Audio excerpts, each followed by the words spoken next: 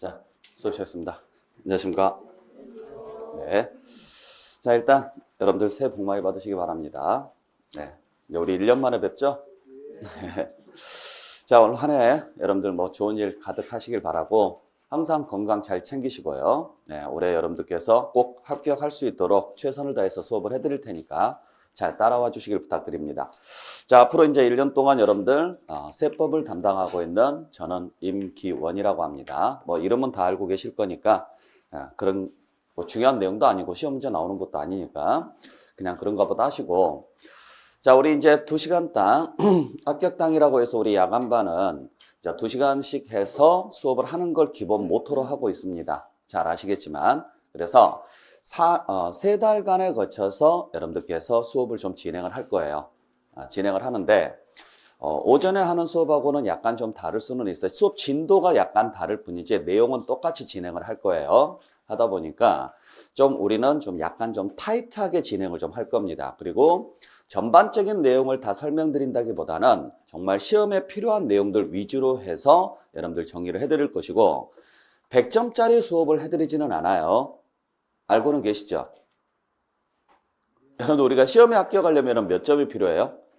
60점이죠. 그러니까 딱 70점짜리 수업을 해드린다라고 생각하시면 돼요. 거기에 여러분들이 조금 더 노력을 해주시면 플러스 알파가 돼서 뭐 조금 더 나올 수도 있고, 아니면 약간 실수가 있다고 하더라도 60점은 충분히 맞출 수 있게끔 수업을 해드릴 테니까 잘 따라와 주시길 부탁드릴게요. 아시겠죠? 네. 자, 그러면 우리가 지금부터 배울 내용은 부동산 세법인데, 자, 일단 세법 들어가기 전에 글자 그대로 뭘 거래할 때 내는 세금이에요? 부동산을 거래할 때 나오는 세금에 대해서만 배운다라고 보시면 돼요. 그래서 간략하게 설명을 드리고 바로 수업 들어가도록 할게요. 자, 그래서 우리 세금의 종류가 굉장히 많아요. 총 23개가 있는데 그 중에 다 배울 건 아니고 요 부동산을 거래할 때 나올 수 있는 세금만 배울 거예요. 즉 다시 말해서 부동산을 취득을 해서 가지고 있다가 언젠가는 이 부동산을 뭐 할까요? 양도하겠죠? 양도하면 다른 누군가는 다시 부동산을 뭐 할 것이고요? 취득할 것이고요. 요 과정 속에서 나올 수 있는 세금 중에서 딱 5개가 우리 시험범위입니다. 그래서 취득할 때 내는 세금 중에서 가장 기본이 되는 세금이 취득세라는 세금하고 등록면허세라는 세금이 있어요.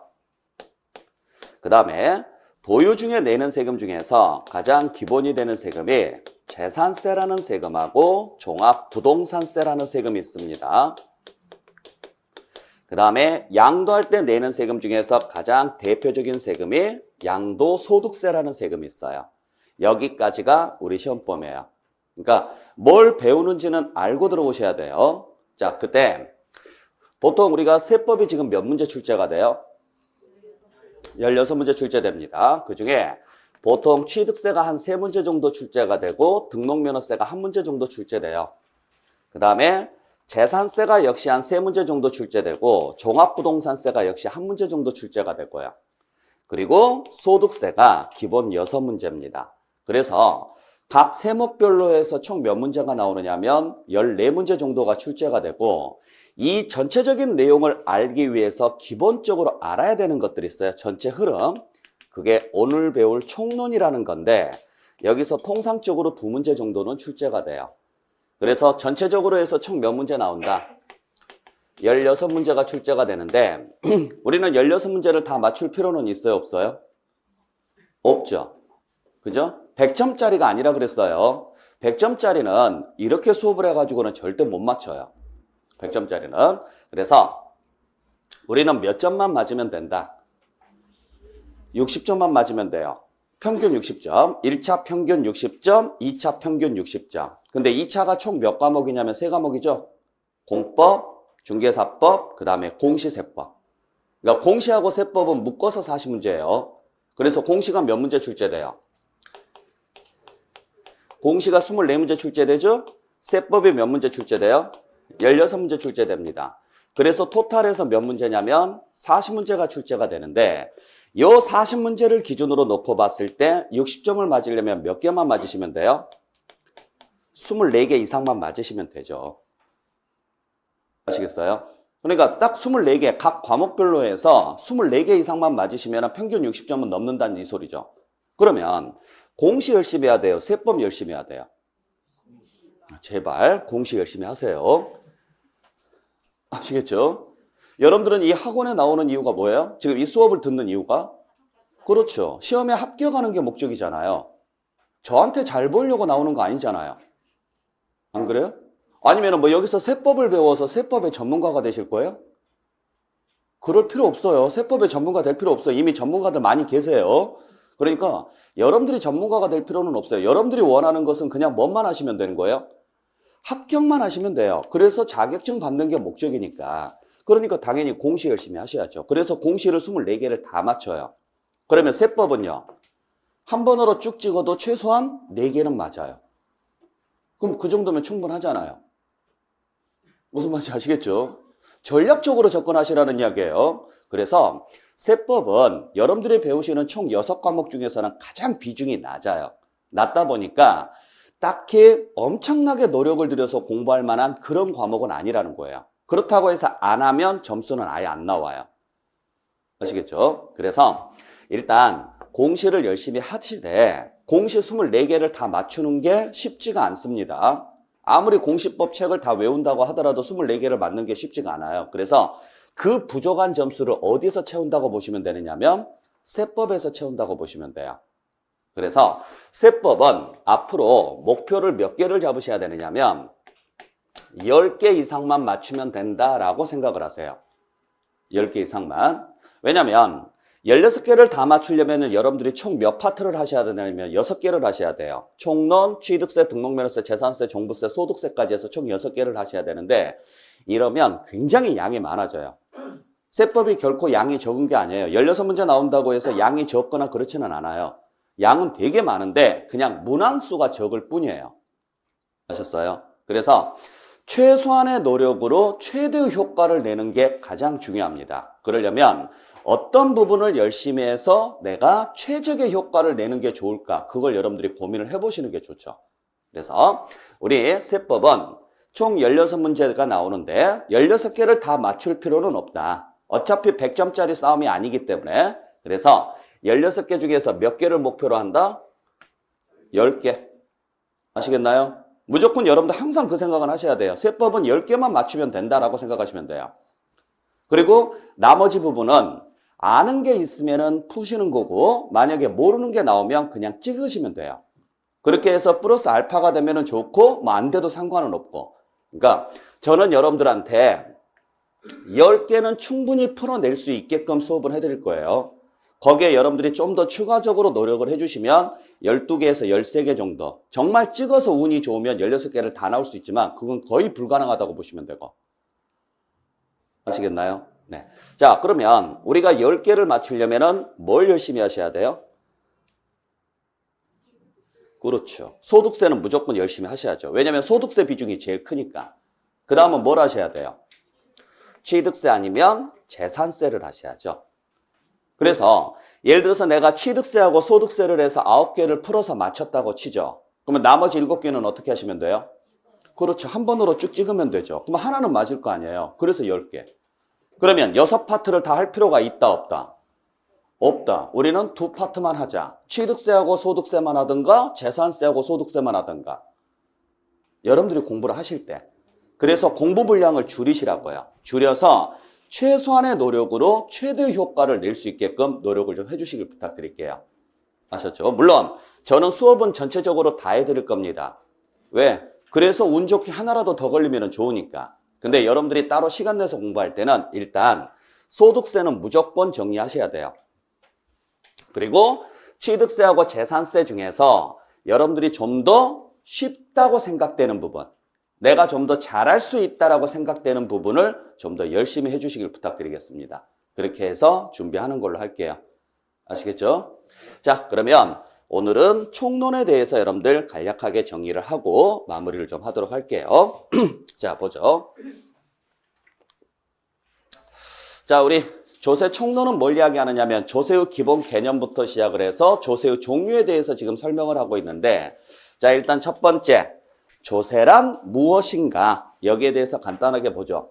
뭐 시험제 나오지는 않아요. 시험제 나오지는 않는데 그래도 명세기 세법을 배우는 입장에서 세금이 뭔지는 아셔야 될 거 아니에요. 자, 그래서 조세란 뭘 이야기하느냐?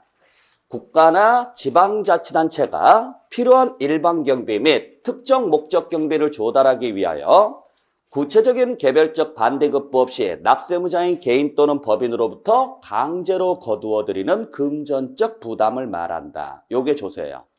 자, 이걸 풀어서 쓰면 이렇게 써볼 수가 있는데, 자, 조세를 부과하는 주체는 누구다?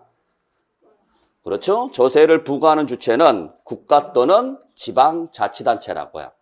그래서 국가가 부과하는 세금이 있고 지방자치단체가 부과하는 세금이 있는데 국가가 부과하는 세금을 뭐라고 하느냐면 국세라고 하고 지방자치단체가 부과하는 세금을 지방세라고 합니다. 아시겠죠? 그러면 국가나 지방자치단체는 왜 세금을 걷느냐? 국가나 지방자치단체는 뭘 위해서? 경비 충당을 위해서 세금을 걷는다.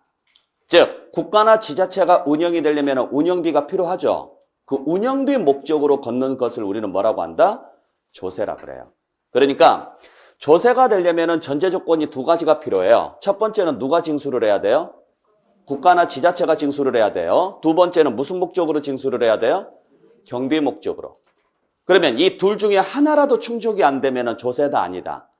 아닙니다. 자, 그러면 세 번째는 누가 세금을 내느냐? 세금은 당연히 국민이 낸다라고 생각을 하겠지만 정확히 표현하면 법률에 규정된 요건을 충족한 자에게 부과하도록 돼 있어요. 그래서 세금을 낼 수 있는 사람을 법으로 정해놨어요. 거기에 해당하게 되면은 내 의사에 관계없이 무조건 내야 되는 게 세금이고 만약에 요건에 해당하지 않으면 내고 싶어도 못 내는 게 세금이에요. 그래서 나중에 배우겠지만 취득세 과세 요건은 이런 것들이 있습니다. 재산세 과세 요건은 이러한 것들이 있습니다 하고 과세 요건을 설명을 드릴 거예요. 거기에 해당하면 무조건 내야 되고 거기에 해당하지 않으면 안 낸다. 자, 그 다음에 조세는 개별적 또는 직접적인 뭐 없이 부과된다? 반대급부 없이 부과되는 거예요.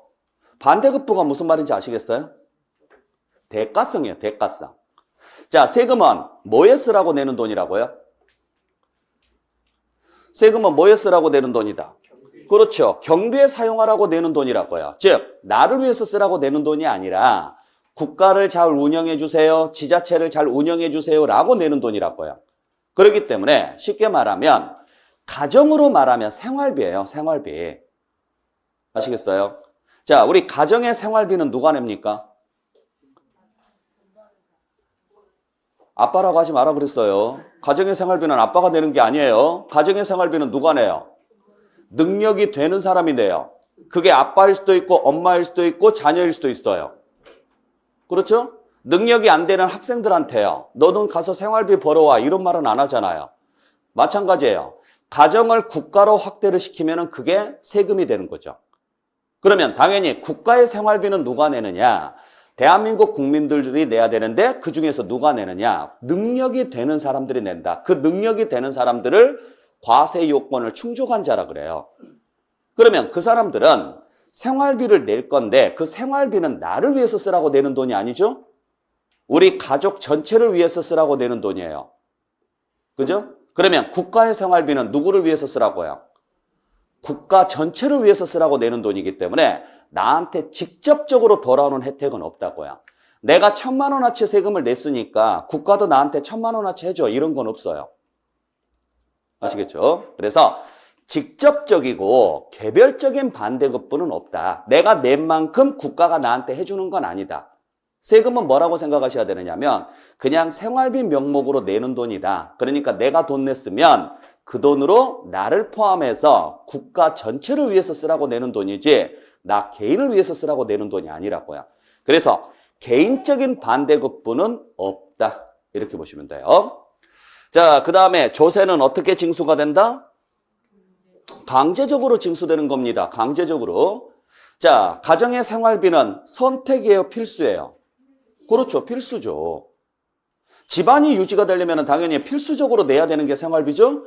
국가가 유지가 되려면 당연히 필요한 겁니다. 그래서 계약에 의해서 내는 돈이 아니라 요건에 충족이 되면 무조건 내야 되는 게 세금이에요. 그래서 만약에 안 내게 되면 억지로라도 뺏어야 돼요. 그래서 어떻게 징수가 된다?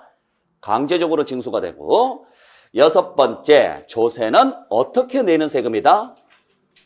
금전으로 내라고요. 금전으로. 왜 금전으로 내야 돼요? 쓰기 편하기 위해서. 자, 세금이라는 것은 저축이 목적이 아니죠. 세금은 뭐가 목적이에요?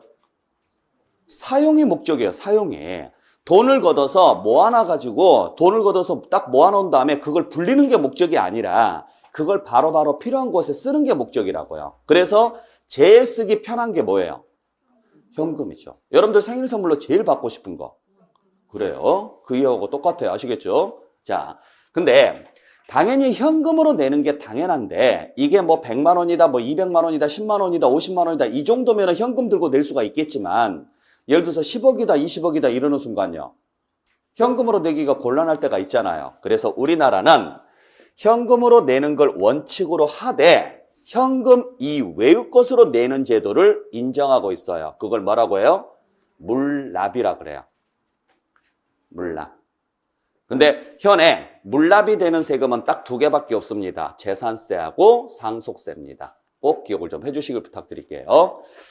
자, 그래서 여기까지가 조세의 정의입니다. 다시 한번 1번부터 쭉 연결해서 한번 읽어볼게요. 자, 조세란 첫 번째 누가? 국가 또는 지방자치단체가. 두 번째 무엇을 위해서? 경비 충당을 위해서. 세 번째 누구로부터? 과세 요건을 충족한 자로부터. 네 번째 어떻게? 반대급부 없이. 다섯 번째 강제적으로 징수되는 것을 말한다. 그리고 여섯 번째 무엇으로 내라? 금전으로 내되 금전으로 내기가 곤란할 때는 물건으로 납부할 수 있는 제도가 있다. 물론 물건으로 내는 것은 아주 예외적으로 인정을 해주기 때문에 다 되는 건 아니고 딱 두 개만 된다. 그 두 개가 뭐냐면 재산세하고 상속세다. 꼭 기억을 해주시라고요. 자, 그래서 다시 한번 정리해보죠. 조세란 과세 요건을 충족한 자로부터 국가 또는 지방자치단체가 경비에 사용할 목적으로 걷는 걸 조세라고 한다. 그래서 국가가 걷어들이면 뭐라고 표현하고요? 국세, 지방자치단체가 걷어들이면 지방세라고 하죠. 그리고 조세는 경비에 사용할 목적으로 걷기 때문에 뭘로 내는 걸 원칙으로 한다? 금전으로 내는 걸 원칙으로 한다. 근데 금전으로 내기가 곤란할 때는 뭘로 낼 수도 있다? 물납으로 낼 수도 있다. 그 물납이 가능한 세금 두 개 꼭 기억을 해주시고, 또 금전으로 내더라도 한꺼번에 내는 게 원칙입니다. 근데 필요하면 나누어서 낼 수 있는 제도도 있어요. 그걸 무슨 제도라 그래요? 분할납부라 그래요. 아시겠죠? 자, 그러면 이 중에서 여러분들이 아셔야 될 것은 다른 건 그냥 놔두더라도 물납이 되는 게 있느냐 분할납부가 되는 게 있느냐 그걸 좀 확인하셔야 되는데, 자, 우리가 배울 세금이 총 5개죠? 요 5개 중에서 물납이 가능한 세금은 재산세 하나밖에 없어요. 물납이 가능한 세금은. 아시겠죠? 그래서 취득세나 등록면허세나 종합부동산세나 소득세에는 물납제도가 있다 없다? 없다. 물납은 어디에만 존재한다? 재산세에서만. 대신 분할납부는 재산세, 종합부동산세, 양도소득세까지 다 됩니다. 그래서 물납과 분할납부가 다 되는 것을 물어보면 뭔만 찾아내시면 돼요? 재산세만 찾아내시면 돼요. 아시겠죠? 자, 그러니까 자, 우리 취득할 때 내는 세금이 뭐예요? 취득세하고 등록면허세입니다. 보유 중에 내는 세금이 재산세하고 종합부동산세예요. 근데 잘 보시면 아시겠지만은요, 취득 단계에서는 물납이나 분할납부 제도가 없어요. 왜 없는지 아시겠어요? 상식적으로 한번 생각해 보세요. 보통 우리가 부동산을 취득을 할 때 그 취득 대금 외에 세금이 나간다라는 사실을 알죠. 그러면 세금까지 자금을 준비해요, 안 해요? 하잖아요. 그러니까 당신이 부동산을 샀다는 이야기는 세금까지 낼 돈도 준비가 됐다라고 봐요. 그래서 취득 단계에서는 이미 자금이 다 준비된 걸로 봐서 물납이나 분할납부를 허용하고 있지 않아요. 그러면 생각해 보세요. 있는 돈 없는 돈 다 끌어다가 집을 샀습니다. 그래서 그걸로 세금까지 냈어요. 그랬더니 그 다음부터 무슨 세금 내려요? 재산세 내려요. 이제 나한테 돈 있어요 없어요? 없잖아요. 집 사기 위해서 돈 다 썼습니다. 거기에다가 세금까지 다 냈습니다. 취득세 등록면허세까지 냈습니다. 이제 돈이 하나도 없는데 그 다음부터 재산세 내려요. 그러니까 여기서부터는 돈이 없을 수 있죠. 그래서 보유 단계에서부터 물납이나 분할납부 제도가 나오는 거예요. 아시겠죠? 잘 기억을 좀 해주셔야 돼요. 자, 그래서 물납은 우리가 배우는 5개의 세금 중에서 딱 하나, 어디에서만 가능하다? 재산세에서. 그 다음에 분할납부는 그 재산세, 종부세, 그 다음에 소득세까지 가능하다. 작년에 시험 문제 나왔던 내용이에요. 꼭 기억을 좀 해주시길 부탁드릴게요. 자, 그래서 여기까지 여러분들 정리해 주시고, 두 번째. 자, 그러면 이제 조세의 정의에 대해서 살펴봤으니까 이제는 조세를 구분을 좀 해보겠습니다. 자, 우리의 이름은 몇 개 있어요? 여러분들 이름은 몇 개예요? 하나죠. 하나인데 여러분들은 부르는 호칭은요? 여러 개죠. 그렇잖아요. 나라는 사람은 한 사람이고 내 이름은 하나밖에 없습니다. 근데 나를 부르는 호칭은 수십 개예요. 누가 나를 부르느냐에 따라서 달라지죠. 삼촌이다, 고모다, 이모다 등등. 그죠? 엄마다, 아빠다, 자녀다 이런 식으로 불리는 호칭은 되게 많아요. 그래서 세금도 마찬가지예요. 취득세, 등록면허세, 재산세, 종합부동산세, 소득세 이 이름은 하나지만 얘들을 부르는 호칭은 여러 개가 있어요. 그중에 몇 가지를 좀 살펴볼 건데 첫 번째는 과세 주체에 따라서 우리는 어떻게 구분을 하느냐. 두 개로 구분합니다. 국가가 부과를 하면 뭐라고 하고요? 국세라고 하고 지방자치단체가 부과를 하면 지방세라 그래요. 아시겠죠? 어렵진 않죠? 자, 그때 국세의 종류가 12개가 있고 지방세의 종류가 총 11개가 있습니다. 그래서 총 몇 개냐면 23개예요.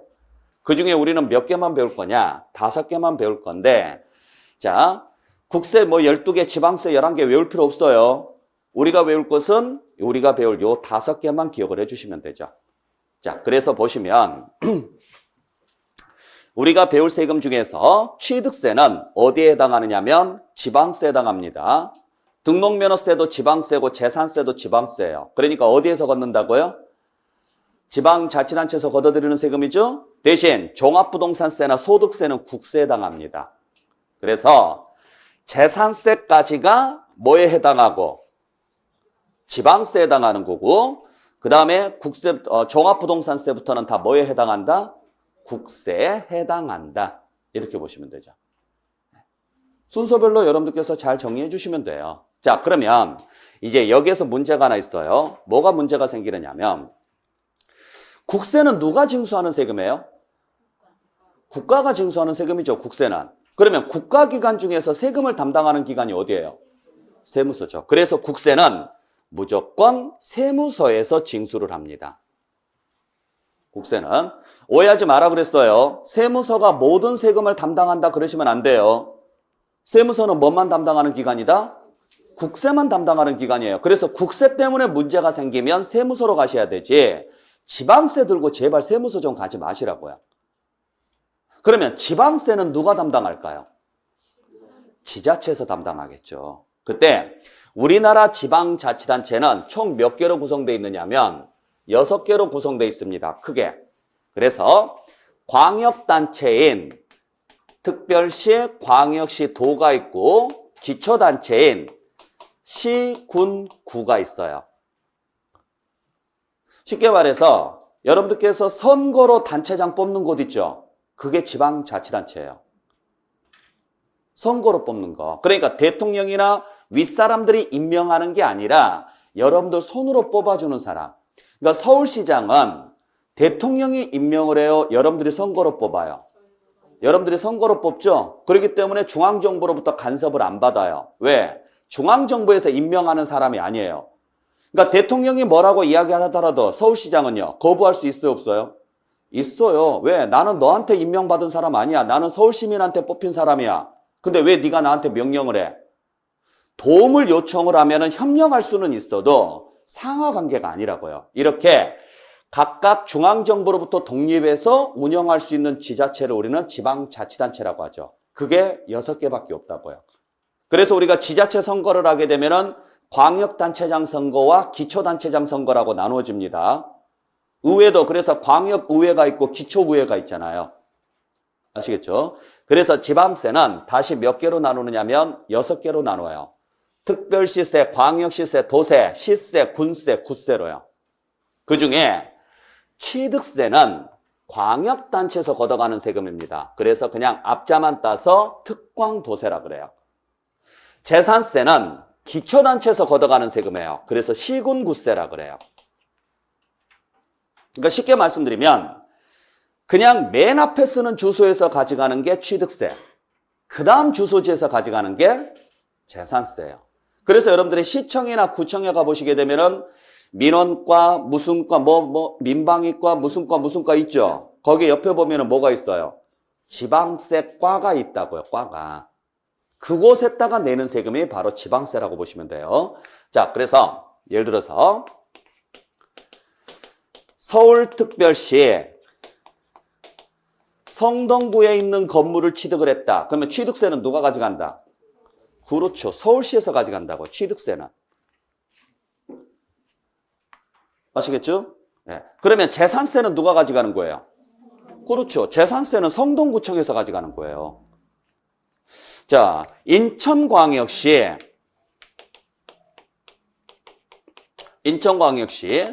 부평구에 있는 건물을 취득을 했다. 취득세는 누가 가져간다? 그렇죠. 인천시에서 가져간다고. 인천시에서. 재산세는 누가 가져가고요? 부평구청에서 가져가서 부평구 재원으로 쓰는 거예요. 부평구 재원으로요. 자, 경기도 성남시에 있는 건물을 취득을 했다. 취득세는 누가 가져간다? 그렇죠. 경기도청이 가져간다고요. 재산세는요? 성남시청이 가져가서 성남시 재원으로 쓴다고요. 자, 예를 들어서 전라남도 구례군에 있는 건물을 취득을 했다. 그러면 취득세는 누가 가져간다? 전라남도청에서 가져가서 전라남도 재원으로 쓴다고요. 재산세는요? 구례군청에서 가져간다. 이렇게 보시면 돼요. 이해하시겠어요? 그러니까 그냥 맨 앞에 쓰는 주소에서 가져가는 게 취득세, 그 다음 주소지에서 가져가는 게 재산세예요. 이렇게 보시면 돼요. 그래서 단순하게 여러분들께서 판단하시면 돼요. 그래서 취득세는 특광도세, 재산세는 시군구세다. 아시겠나요? 자, 그리고 이렇게 적어놓고 맨 뒤에 거 2개를 연결을 해요. 맨 뒤에 거 2개를 연결한 게 등록면허세예요. 그래서 등록면허세는 도 단위에서는 도가 가져가지만 특광 단위에서는 구가 가져가요. 등록면허세는. 그러니까 예를 들어서 서울특별시 성동구에 있다. 그러면 등록면허세는 누가 가져간다? 성동구청에서 가져간다고요. 등록면허세는. 자, 경기도 성남시에 있다. 그러면 누가 가져간다? 경기도청이 가져간다고요. 그러니까 도 단위에서는 그냥 도가 가져가요. 특광 단위에서는 구가 가져가고. 그래서 그냥 도구세다 이런 식으로 보시면 돼요. 아셨어요? 그래서 여러분들이 외울 때는 특광도 시군구 딱 적어놓고 위에 3개가 취득세, 밑에 3개가 재산세, 그리고 맨 뒤에 거 2개 연결한 게 등록면허세. 그런 식으로 여러분들이 정리를 해주시면 돼요. 그래서 여러분들이 세금에 대해서 안내문이라든지 통지서라든지 이런 것들을 받을 거예요.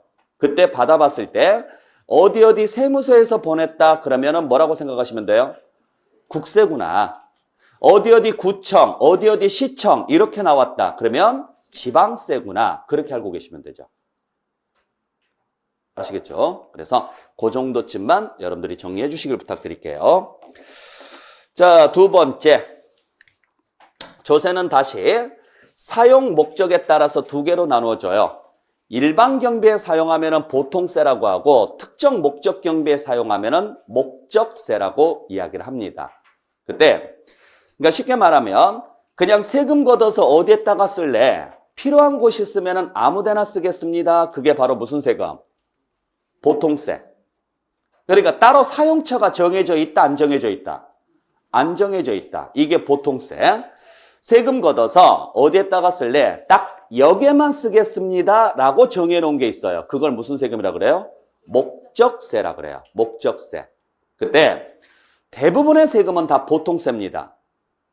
왜냐하면 시대가 변하고 시간이 지나면 사용할 것도 달라져야죠. 그렇기 때문에 언제든지 유연하게 사용이 가능하게끔 하려면 사용처를 정해놓으면 안 돼요. 그래서 대부분의 세금은 다 보통세예요. 그래서 우리가 배울 취득세부터 양도소득세까지도 전부 보통세입니다. 그러면 여러분들이 알아야 될 것은 뭔만 외우시면 돼요? 목적세는 좀 외워주셔야죠. 현행 목적세가 잘못 나왔네요. 4개 있어요. 작년까지는 5개였는데 올해부터는 4개입니다. 그래서 교육세라는 세금이 있고 농어촌 특별세라는 세금이 있고 지역자원시설세라는 세금이 있고 지방교육세라는 세금이 있습니다. 요건 여러분들께서 좀 외워주시길 부탁드릴게요. 아시겠죠? 자, 그래서 요 4개는 다 공통점이 하나 있어요. 공통점이 뭐냐면 요 앞에 나와 있는 글자들이 전부 다 사용처예요. 그러니까 교육세는 어디에 쓰는 돈이에요? 교육에. 농어촌 특별세는요? 농어촌에 쓰는 돈이라고요. 지역자원시설세는요? 지역자원개발과 시설 유지하는 데 들어간 돈이에요. 그 다음에 지방교육세는요? 지방교육발전을 위해서 쓰는 돈이라고요. 하셨어요? 자, 그래서 이 용도 외에는 다른 용도로는 사용한다, 못한다? 못합니다. 그래서 이걸 목적세라고 하는데 여러분들께서 이걸 외우시면 다행인데 만약에 못 외웠다. 그러면 해석을 하세요. 해석을 했을 때 우리가 세금은 전부 다 뭐라고 글자를 쓰느냐면은 무슨 세 이래요. 세금은. 그때 요 앞에 나와 있는 글자가 사용처면 목적세고 그냥 앞에 나와 있는 곳이 사용처가 아니면 보통세라고 보시면 돼요. 자, 그러니까 보세요. 취득세입니다. 세금 걷어서 취득하는 데 쓰는 돈이에요? 아니잖아요. 이렇게 해석 안 되죠. 이건요. 취득을 했기 때문에 내는 세금이죠. 그러니까 따로 사용처가 나왔어요, 안 나왔어요? 안 나왔으니까 보통세라고요. 자, 상속세입니다. 세금 걷어서 죽이는 데 쓸 거예요? 아니잖아요. 그러니까 이렇게 해석이 안 되죠. 이건 사망으로 인해서 재산이 이전됐기 때문에 내는 세금이잖아요. 이래서 보통세예요. 사용처가 안 정해져 있으니까. 대부분의 세금은 다 이렇게 간다고요. 근데 보세요. 교육세예요. 교육을 받았기 때문에 내는 세금이에요? 말이 안 되잖아요. 교육을 받았기 때문에 낸다? 우리나라는 의무교육입니다. 그러니까 교육을 받았기 때문에 내는 세금이 아니라 세금 걷어서 교육에 쓰겠다 이 소리라고요. 이렇게 해석이 된다고요. 목적세는. 자, 농어촌 특별세예요. 그러면 농어촌에 사니까 특별히 내는 세금이에요? 말도 안 되는 소리잖아요. 세금 걷어서 어디에 쓰겠다고요? 농어촌 발전을 위해서 쓰겠다. 이렇게 해석이 되죠. 이렇게 해석이 되는 것들이 목적세라고요. 그래서 앞에가 사용처가 나오면 목적세. 그냥 단순히 원인이 나오면 보통세예요. 그러니까 외우시면 상관이 없는데 만약에 못 외웠다. 근데 시험 문제 혹시라도 나온다면 해석을 하시면 돼요. 사용처가 나오는지 안 나오는지 그것만 알고 계시면 된다고요. 자, 그 다음에 세 번째. 조세의 전가 유무에 따라서 다시 두 가지로 나누는데 내가 직접 내면은 뭐라고 하느냐면 직접세라고 하고 간접적으로 내면은 간접세라고 그래요. 이건 그냥 시험에 안 나오니까 그런 게 있는가 보다 하세요. 아셨죠? 자, 그랬을 때 우리가 배우는 세금은 내가 직접 낸다 그래서 전부 직접세입니다. 자, 그래서 보시면은 자, 우리가 배우는 세금은 전부 무슨 세금에 해당한다? 보통세다. 보통세고 전부 다 뭐에 해당한다? 직접세에 해당한다. 이렇게 정리를 해주시면 돼요.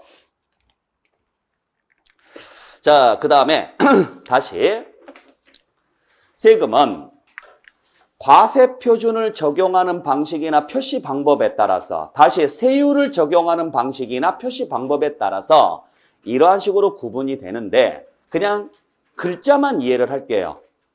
글자만. 그래서 일단 우리 세금은 어떻게 계산하느냐면 과세표준이라는 것에다가 뭘 곱해서 계산한다? 세율을 곱해서 계산을 합니다. 세금은. 그러니까 뭐라고 생각하시면 되느냐면 여러분들 이자 어떻게 계산해요? 원금에다가 이자율을 곱해서 계산하죠. 똑같아요. 원금에 해당하는 금액을 과세표준이라고 하고 이자율에 해당하는 금액을 세율이라고 보시면 되죠.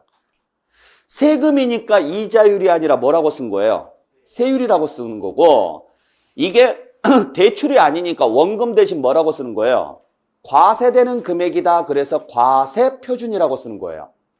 그래서 세금은 과세되는 금액에다가 일정한 비율을 곱해서 계산하도록 되어 있는데 그 과세표준을 표시할 때 가액으로 표시하면은 종가세라고 하고 가운데 글자만 보시면 돼요. 수량으로 표시하면은 종량세라 그래요. 수량으로 표시하면. 그리고 세율을 표시할 때 비율로 표시하면은 정율세라고 하고 금액으로 표시하면은 정액세라고 합니다. 금액으로 표시하면. 그래서 그냥 참고로 가액으로 표시가 되면은 반드시 비율로 나와야 되고 수량으로 적용이 되면은 반드시 금액으로 나와야 돼요. 그래서 자 보죠. 우리 취득세는 어떻게 계산하느냐면 취득세는 그 취득 가액에 4%를 곱해서 계산을 합니다. 그러니까 예를 들어서 10억짜리 건물을 취득을 해요. 자, 10억짜리 건물을 취득을 합니다. 그러면은 무슨 세금을 내야 돼요? 취득세를 내야죠. 그때 취득세는 그 10억에다가 4%를 곱해서 계산하도록 돼 있어요. 그래서 4천만 원의 세금을 내야 돼요. 그러면 이 앞에 나오는 게 뭐예요? 과세표준. 뒤에 나오는 게 세율인데 이게 뭘로 표시돼 있어요? 가액으로 표시돼 있죠. 가액으로 표시가 돼 있으니까 종가세라고 하고 아시겠나요? 그 다음에 요 뒤에 나오는 게 뭐예요? 세율이죠. 세율이죠? 근데 뭘로 표시돼 있어요? 비율로 표시돼 있죠. 비율로 표시돼 있으니까 얘를 뭐라고 하느냐면 정율세라고 한다고요. 이런 식으로 가요. 아시겠어요? 자, 그래서 이 건물을 취득을 했는데 이 건물을 담보로 해서 저당을 잡았어요. 그래서 저당권을 설정을 해야 된다라고 가정을 했을 때 예를 들어서 그러면 무슨 세금을 내야 되느냐면 등록면허세를 내야 돼요. 그때 등록면허세는 그 채권 금액에다가 0.2%를 곱해서 세금 계산하도록 되어 있습니다. 그러면 앞에 나오는 게 뭐예요? 과세표준이죠? 근데 뭘로 표시되어 있어요? 금액으로 표시되어 있으니까 종가세. 그러면 뒤에 나와 있는 게 세율입니다. 세율인데 뭘로 표시되어 있어요? 비율로 표시되어 있죠. 비율로 표시되어 있으니까 정율세 이렇게 간다고요. 근데 이 돈을 갚았어요. 갚았으면 저당권을 뭐 할까요? 말소하겠죠. 그러면 다시 등록면허세를 내야 되는데 그때 등록면허세는 건당 6,000원씩 계산을 해요. 그러면 이 앞에 나오는 게 뭐예요?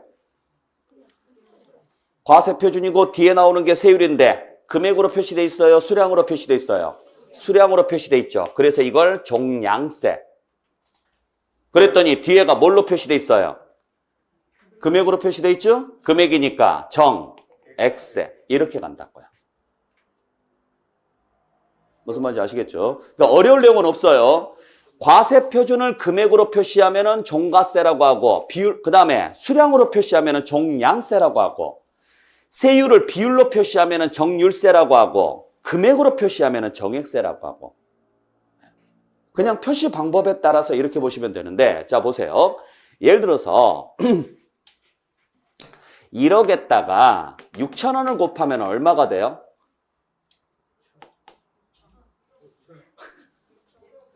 참 신기해요. 아니 1억에다가 6,000원을 곱하면 어떻게 1억 6천만 원이 나오냐고요. 대단한 분들이에요. 여러분도 앞으로 계산 문제 풀지 마세요. 1억 원에다가 6,000원을 곱하면 그렇죠. 6천억이죠. 6천억. 그러면 자, 보세요. 종가세에다가 정액세 곱하면 우리 살아남겠냐고요. 죽죠? 그래서 종가세가 나오면 가액으로 표시가 되면 무조건 뒤에는 세율이 뭘로 나와야 돼요? 비율로 나와야 돼요. 비율로. 금액으로 나올 수가 없다고요. 아시겠어요? 네, 그런 구조로 보시면 돼요.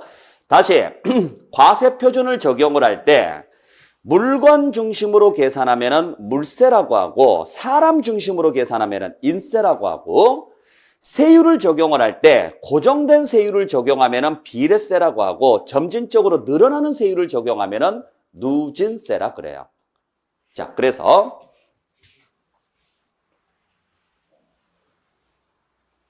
보죠. 우리 취득세 같은 경우에는 어떻게 계산하느냐면 취득세 과세 표준에다가 4%를 곱해서 계산한다 그랬죠? 아시겠죠? 그때 앞에 과세 표준 잡을 때 어떻게 잡을 것이냐? 사람 중심으로 잡으면 뭘로 가는 거고? 인세라고 하고 물건 중심으로 잡으면 물세라 그래요. 그러니까 어려울 내용 없어요. 과세 표준을 어떻게 잡느냐에 따라서 달라지는 건데 물건 하나씩 과표를 잡으면 물세라고 하는 거고 이게 누구 건지를 보고 계산을 하면은 인세라고 하는 거예요. 그래서 예를 들어서 A가 있고 B가 있고 C가 있습니다. 근데 A가 4억짜리고 B가 3억짜리고 C가 2억짜리라고 가정을 해볼게요. 근데 A는 갑의 거예요. B도 갑의 거예요. C는 갑과 을의 공동명입니다. 그러면 세금 계산하는 방식은 두 가지가 있다라는 거죠. 첫 번째, 그냥 4억을 과세 표준에다 넣고 세금 계산하고 3억을 과세 표준에다가 넣고 세금 계산하고 2억을 과세 표준에다가 넣고 계산하는 방식. 요게 물세. 물건 하나씩 계산한다 그래서. 아셨어요? 그러지 말고 누구 건지를 봅시다. 봤더니 갑과 을의 거네요. 그러면 한 사람 것은 전부 다 뭐 하느냐? 합치라고요. 그러면 갑의 걸 합쳐보니까 A와 B와 C의 절반이죠. 그러면 4억하고 3억하고 1억이니까 갑의 총액은 8억이네요. 8억을 가지고 계산해서 내는 방식. 그 다음에 을이 가지고 있는 것은요. 1억이네요. 1억을 넣어서 계산하는 방식. 이렇게 계산하는 게 인세 구조라고요. 무슨 말인지 아셨어요? 네. 자, 그랬을 때 결론부터 말씀드릴게요. 지방세는 물세가 원칙이에요. 국세는 인세가 원칙이에요.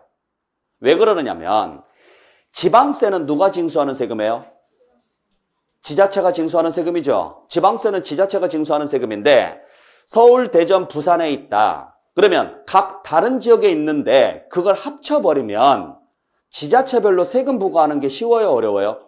어렵죠. 그래서 지방세는 세금 부과를 편하게 하기 위해서 그냥 물건마다 계산하는 걸 원칙으로 하고 있습니다. 물론 예외는 있는데 물건마다 계산해요. 대신 국세는 이 물건이 어느 지역에 있든지 간에 상관없죠. 대한민국 전체를 하나로 놓고 계산하니까. 그래서 국세는 인별로 계산을 해요. 아시겠어요? 꼭 기억을 해주셔야 돼요. 그래서 지방세는 뭐별로 계산하는 게 원칙이다? 물건별로. 국세는 인별로 계산하는 게 원칙이다.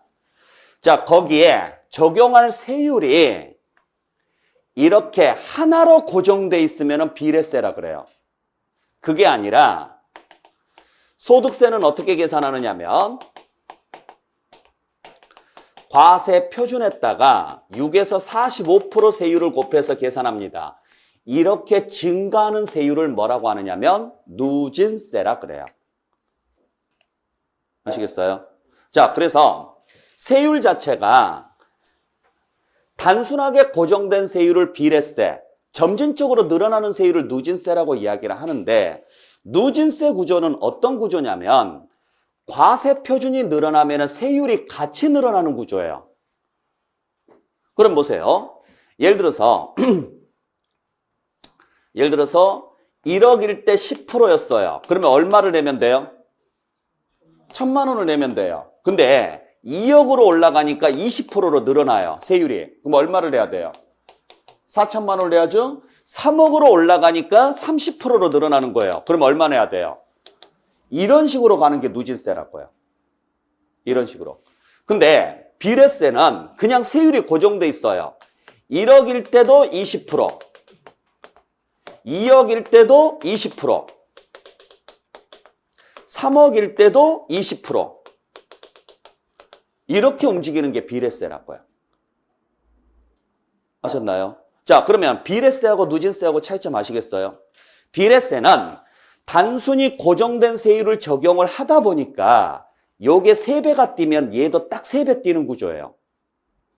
근데 누진세는 세율이 같이 늘어나다 보니까 얘가 3배가 뛰면 얘는 9배 이상 뛰는 구조예요. 이런 구조로 가는 게 누진 구조예요.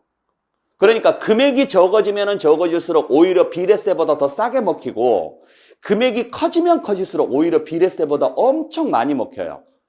세금 자체가. 그러니까 어떤 구조냐면 이런 구조죠.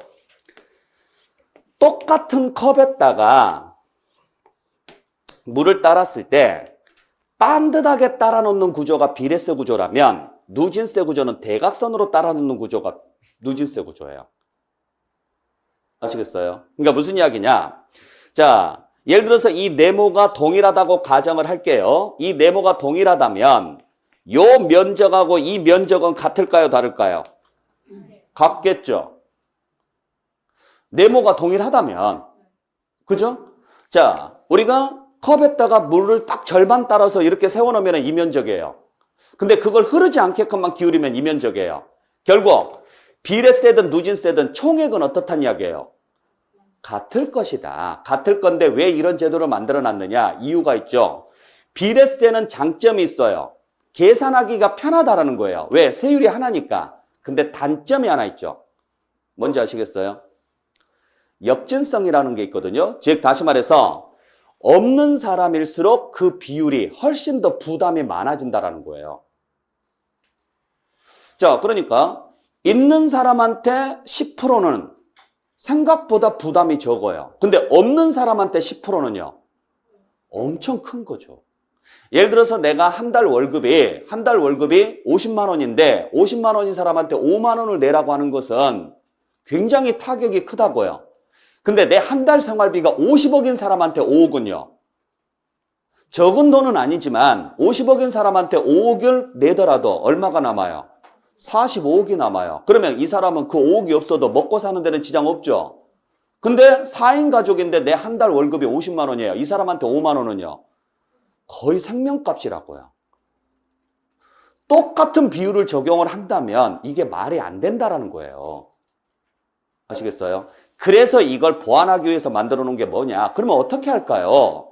아니, 있는 사람 죽을 때 가져갈 것도 아닌데 그러면 있는 사람들이 좀 더 도와줘. 그러면 없는 사람들의 부담을 줄여줄 수 있잖아. 그래서 만들어 놓은 게 누진 구조예요. 그래서 요걸 살짝 기울이는 거죠. 그래서 만들어 놓은 게 누진세입니다. 그러니까 누진세는 있는 사람들이 뭐 해주라고요? 더 내주라고요. 있는 사람이 더 내주면 없는 사람이 덜 내도 되잖아요. 그러면은 살아갈 수 있는 희망이 생기는 거죠? 그렇게 하기 위해서 만들어 놓은 거예요. 쉽게 말해서 뭐 하라고요? 돕고 살자고요. 누구끼리? 사람끼리. 그래서 누진세는 인세에서 쓰는 방식이에요. 인세에서. 그래서 여러분들께서 잘 보시면 자, 물건별로 세금을 계산하면 비례세가 원칙입니다. 반대로 인별로 세금을 계산하면 누진세가 원칙입니다. 아셨어요? 그러니까 사람 능력에 따라서 많이 버는 사람이 있고 적게 버는 사람이 있을 거 아니에요. 그 많이 버는 사람한테 많이 부과하는 게 바로 누진세예요. 적게 버는 사람한테 조금 더 적게 부과하는 게 누진세라고요. 이해되셨어요? 똑같은 비율로 적용하는 게 비례세고. 그래서 물건은 서로 능력 차이가 없기 때문에 물건별로 계산하면 비례세를 기본으로 적용하는 게 원칙이고 인별로 계산했을 때는 누진세가 원칙이에요. 물론 예외는 있습니다. 물세여도 누진세가 나올 수가 있고 인세여도 비례세가 나올 수는 있어요. 근데 원칙은 물세는 비례세고 인세는 뭐다? 누진세다. 그렇게만 알고 계시면 돼요. 아시겠나요? 자, 그러면 보죠. 자, 우리가 취득세, 등록면허세, 재산세까지는 다 공통점이 뭐예요? 지방세라는 거죠. 그래서 아까 말씀드렸던 것처럼 지방세는, 자, 우리가 지방세는 뭐가 원칙이다? 물세가 원칙이고, 물세가 원칙이면 뭐가 원칙이다? 비례세가 원칙이라고요. 비례세가. 그에 반해서 종합부동산세하고 소득세는 무슨 세금이에요? 국세죠. 국세는 뭐별로 계산하고 인별로 계산하는 게 원칙이고 누진세가 원칙이라고요. 요걸 꼭 좀 기억을 좀 해주시라고요. 아시겠어요? 물론 예외는 있습니다. 아까 말씀드렸던 것처럼 재산세는 지방세임에도 불구하고 물세 외에 인세 구조가 같이 나와요. 그러다 보니까 비례세 외에 누진세가 같이 나와요. 아시겠어요? 대신 종합부동산세나 소득세는 국세입니다. 국세니까 당연히 인별로 계산하고 누진세가 원칙인데 누진세 외에 비례세가 같이 나와요. 그래서 여러분들 지금 잘 보시면 아시겠지만 자, 비례세가 안 나오는 것은 없죠. 비례세는 다 나오죠. 대신 누진세가 안 나오는 것은 어디에서만 안 나와요? 취득세하고 등록면허세에서 안 나옵니다. 그러니까 꼭 기억을 좀 해주셔야 될 게 비례세는 모든 세금에서 다 나온다. 모든 세금에서 다 나오는데 누진세는 어디서부터 나오느냐? 보유 단계에서부터 나온다고요. 보유 단계에서부터.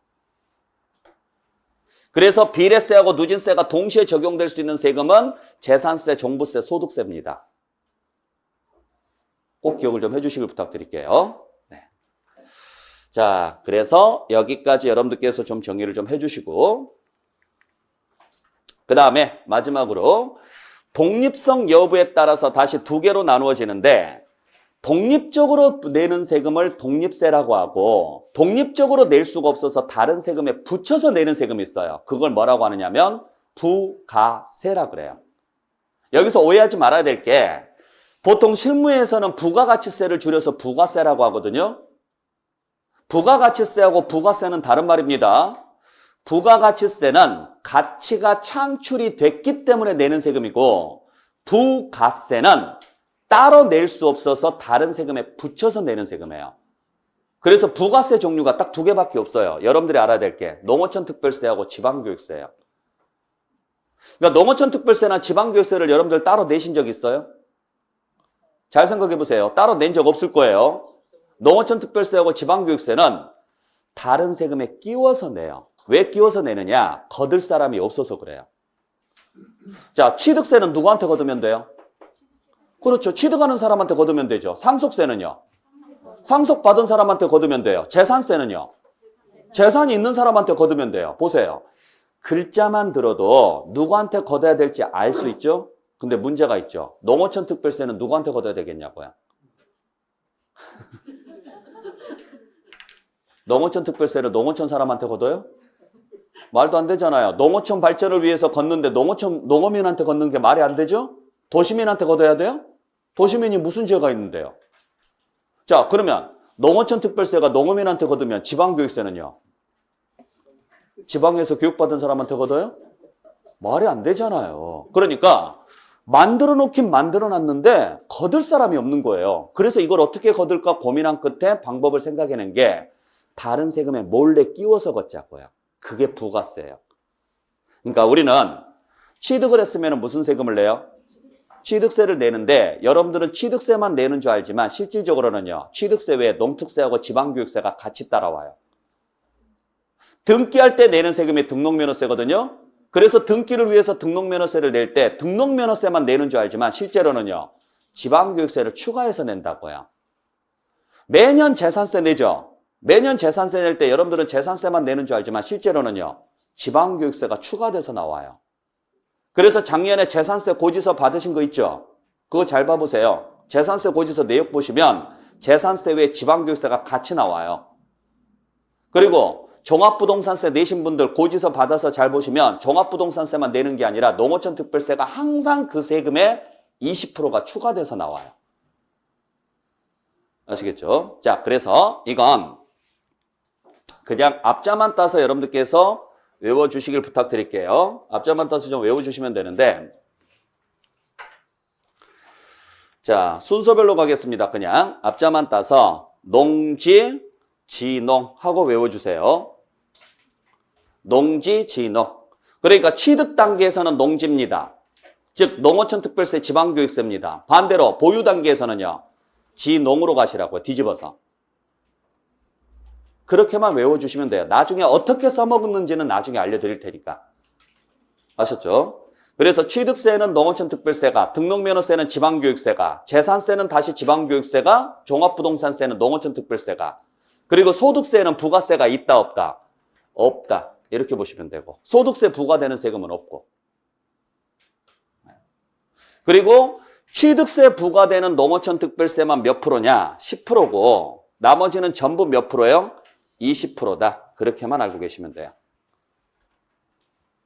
그래서 농지, 지농 이해하시겠나요? 네, 그렇게만 정리를 좀 해주시면 돼요.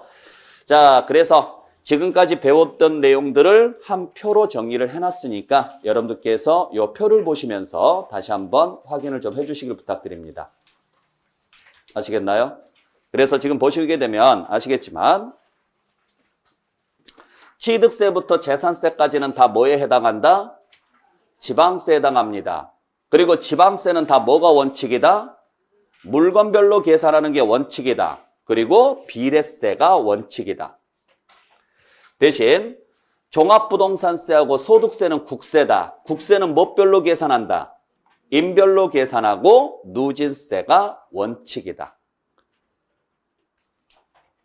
아시겠나요? 그리고 부가세는 어떻게 외우느냐? 농지, 지, 농으로 외우시면 될 것이고, 자, 물납이나 분할납부는 어디서부터 나온다? 재산세부터 나오기 시작한다.